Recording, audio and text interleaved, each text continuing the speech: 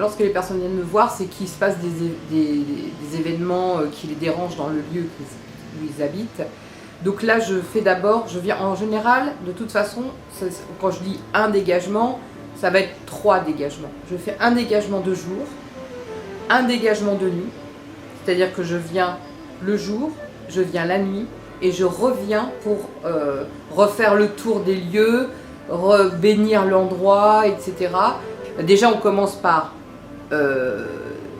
éliminer, si on peut dire violemment, l'entité, communiquer avec elle, lui permettre de s'en aller de manière douce et de trouver le lieu par où elle passe et le fermer par des rituels de dégagement. Il y a des gens il y a des personnes qui sont loin, où je ne peux pas aller. Par exemple, j'ai des fois des appels de gens qui sont dans des pays étrangers.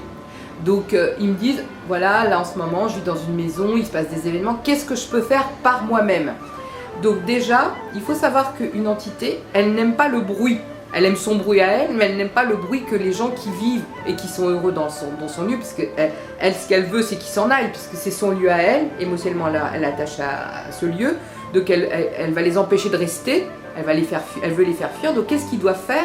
Eh bien, ils doivent faire ce que moi je vais faire à ma manière, sauf que moi je vais communiquer, eux ils doivent le faire un peu comme une fête, c'est-à-dire, voilà, dans le temps, on pendait la crémaillère, on faisait une fête, il y avait, regardez dans la tradition juive, on installe une mezouza à l'entrée de la porte, donc ça veut dire quoi? Ça veut dire que cette porte, elle est bénie, d'une certaine manière. Le rabbin, il vient, les personnes qui sont dans ce lieu, elles doivent faire la même chose, c'est-à-dire, les enfants, tout le monde doit participer, on fait une fête, on allume des bougies, on prend des casseroles, on tape et on dit on est chez nous, et même s'ils ont vraiment la sensation de quelqu'un, ils doivent lui dire de partir.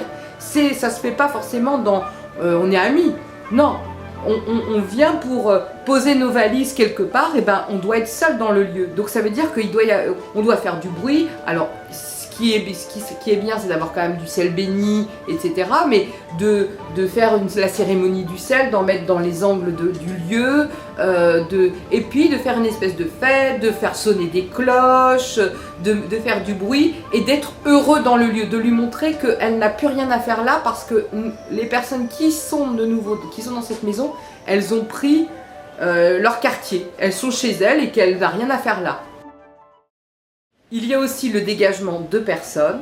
Donc là, c'est quand quelqu'un vient vous voir et vous dit « En ce moment, ça ne va pas, j'entends quelque chose, il y a quelque chose à l'intérieur de moi qui n'est pas normal, qui ne va pas, qui est en décalage avec ce que je suis d'habitude.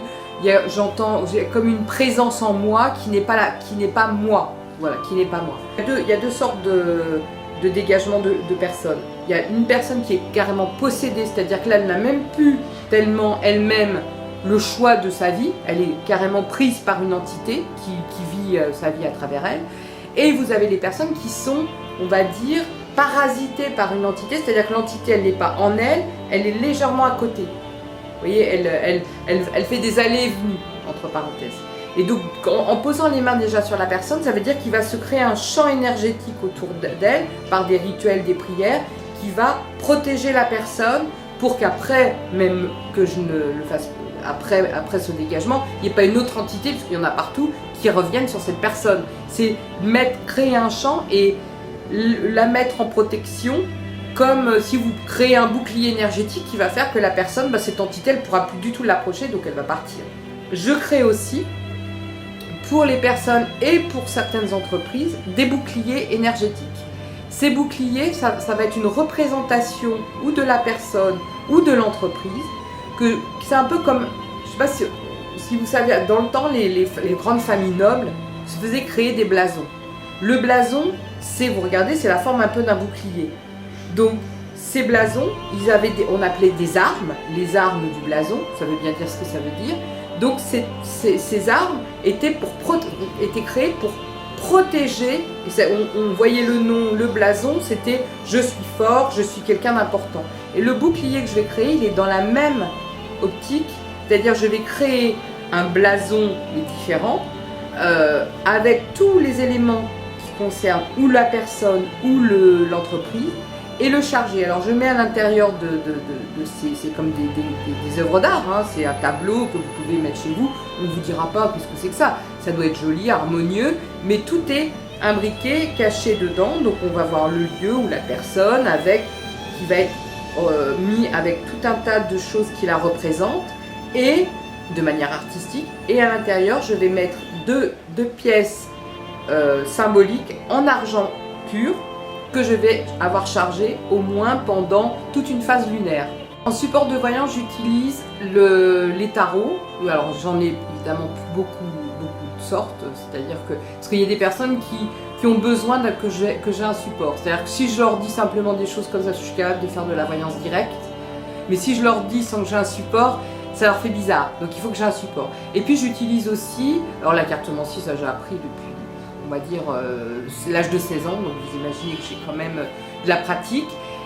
Et après, j'utilise aussi l'astrologie karmique. L'astrologie karmique, c'est vraiment quelque chose que j'ai appris parce que au-delà de la voyance qui peut vous amener à une espèce de flou, vous savez pas, ça vous recadre. Ça vous recadre parce que là devant vous, vous avez la roue de vie de la personne et ça vous donne énormément d'éléments, que ce soit le père, la mère, la famille, les frères, les sœurs, le mari, les enfants, etc. Et donc vous avez beaucoup plus de recul pour pouvoir justement parler et étayer ce que vous dites en voyance. J'utilise aussi les pierres. La lithothérapie, c'est utiliser des pierres pour placer sur des zones, on va dire, assombries de la personne. J'aime pas dire malade, parce que au fond, c'est le corps qui, le maladie, c'est le corps qui parle qu'il y a quelque chose qui va pas. Moi, je vais réharmoniser toutes les zones qui ont des faillances.